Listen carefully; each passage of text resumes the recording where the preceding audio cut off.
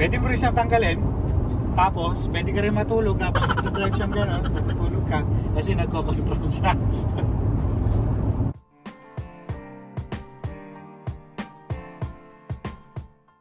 Nasa Lake Louise kami, ang traffic.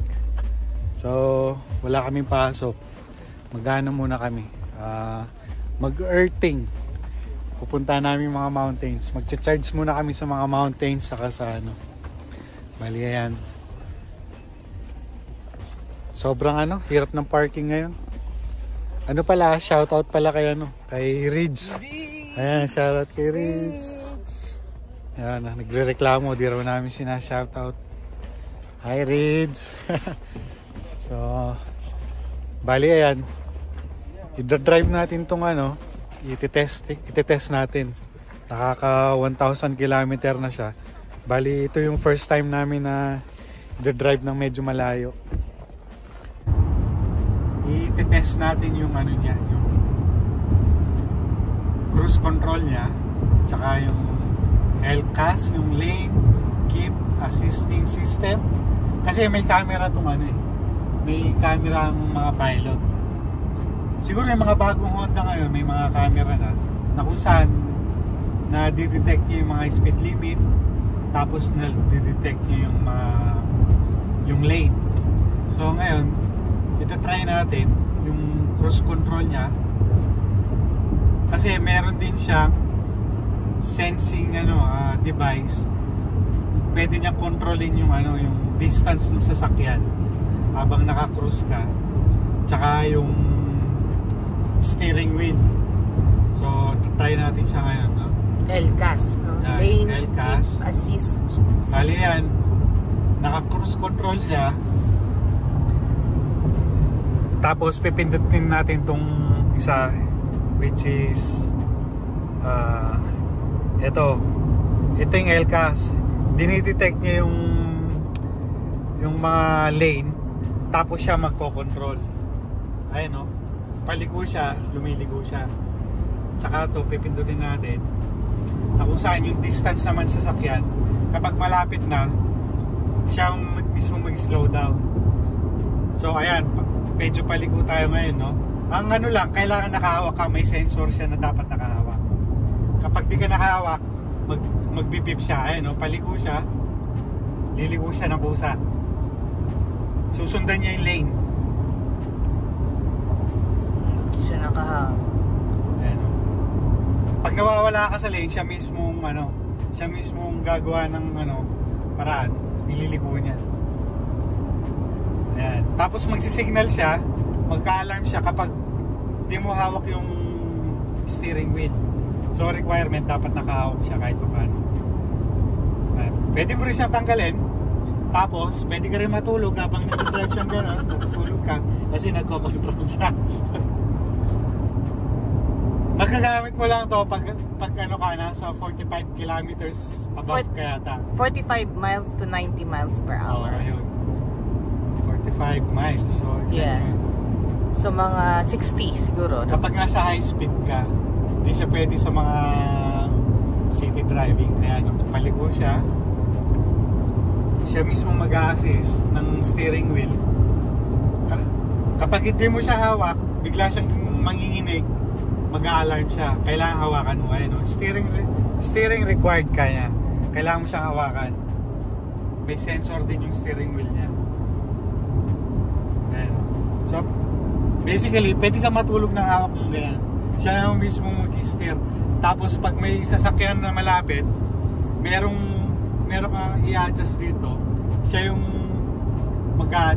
magre-regulate ng distance. Yung adaptive cruise control. Ayan. So ayan.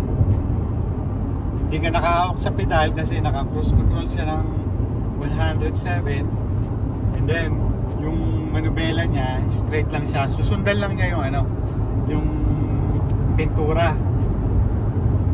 So, di rin siya pwede kung walang paint yung daan. Kasi di niya mariread. Ayun nag-alarm siya kasi kailangan ng steering required. May sensor din siya, kailangan mong hawakan. Diba? Ayos yung diba? Yung bagong technology ngayon.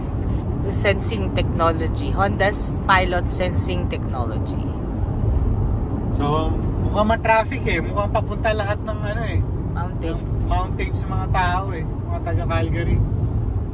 Maraming tao sa bank niyan. Saka sa Lake Louise. So, ayan. So, Rich, sana hanggang rito napapanood mo ha. Shoutout kay Rich. Rich. Nagre-reklamo siya kasi biro namin siya sinashoutout eh. Rich Punsalan. Rich. It reclines. Your chair reclines for the first time. Ayan. Nagpipreno siya ng kusa o kapag naka-cruise control ka, nakaset siya ng 110. Kaya lang, yung distance mo sa another na sasakyan, siya mismo mag-brake. Siya mismo yung mag-a-adjust. Ayun o, bumababa. Kasi yung distance mo dun. Di katulad ng mga lumang sasakyan. Kailangan mong magpreno pag naka-cruise control ka. Ito siya na mismo mag-a-adjust. Safe distance between the other car. Although pwede mo siyang i-adjust kung gusto mo mas malapit, pwede rin. Tsaka to, hindi rin siya advisable na lagyan ng ng cover dun sa manubela. Yung mga iba kasi may nabibili, di ba? Para hindi ma-wear down tong manubela mo. Hindi siya magkakagasgas. Pero to, sa tingin ko, hindi mo siya pwedeng lagyan kasi may sensor siya eh. Akala ng manubela, pag linagyan mo, akala niya may nakahawak. Hindi siya advisable na lagyan ng cover. Yan, daming taong papunta sa Banff. They're buying park pass. Daming Nakapila sila. Kami kasi may annual park pass. So, diretso na kami. Sila magbabayad pa. Yan, uphill na tayo. Medyo nag-i-snow dito. Medyo maputik yung daan. Makulimlim. Ganda ng daan niya. Oh. Yan, Lake Louise. Swerte tayo, nakakuha tayo ng parking. Ayan, mountains. Di maraming tao pero hindi siya ganun kagrabe. Kasi umiikot na parking eh. Pag wala kang nakuha, kailangan mo umiikot. Tapos mag-hike ka, lalakarin mo.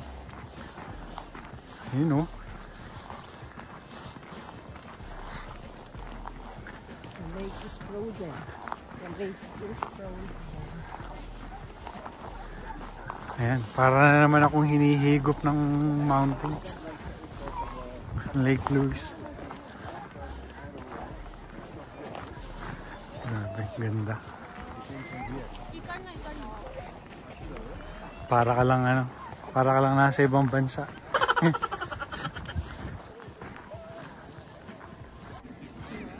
Ayaw nilang I can hold you, AJ.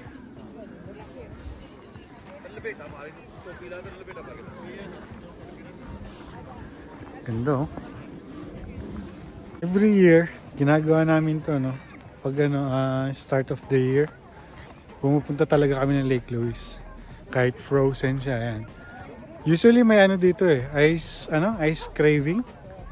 Carving pala, hindi craving. Kaya lang ngayon wala na. May competition yun eh. So, usually nag-start. Later? Yeah, January to February. Bali, ginagawa namin ng tao dyan, earthing. Kumukuha ka ng energy sa mountains. Tapos kailangan mo mag-hug ng tree.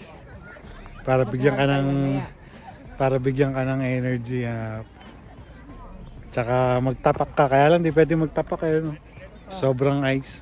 We're gonna take a picture of you. Nag-ice skating. Madulas dito. Oops, madulas.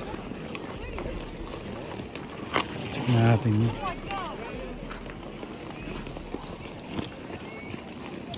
Yan. Fairmont. Mga 1,000 a night dyan.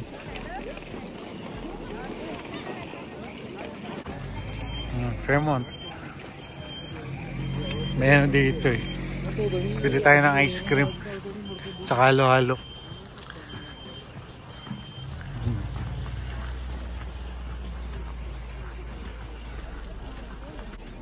May pagkain pala rito.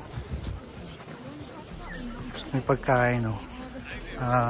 Sandwich, pretzel, saka chocolate. Ito, mukhang mabenta nga na dito, eh. Alak yata ito, eh. Oh.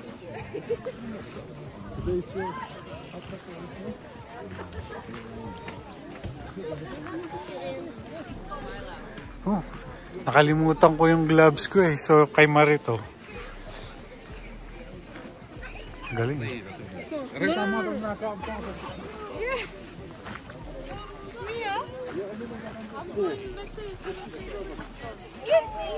Galing. Ito, pumasok tayo sa hotel. Check lang natin. May store daw dito.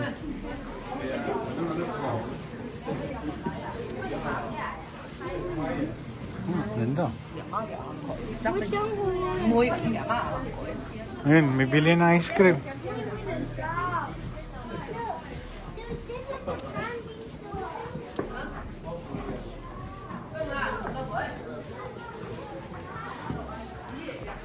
Aurora, rare floor.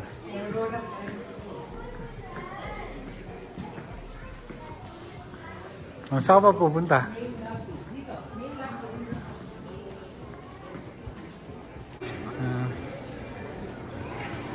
Ito yung main lobby nila. Check-in, ah.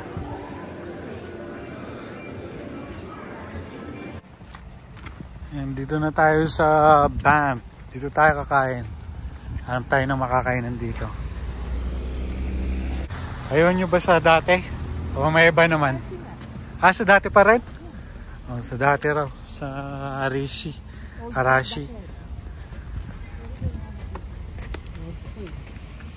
Sa usual. Hindi na namin i-vlog kasi nakita nyo na ito ng 100 times, eh. Yeah, ramen Arashi. Our favorite. Haba ng pili.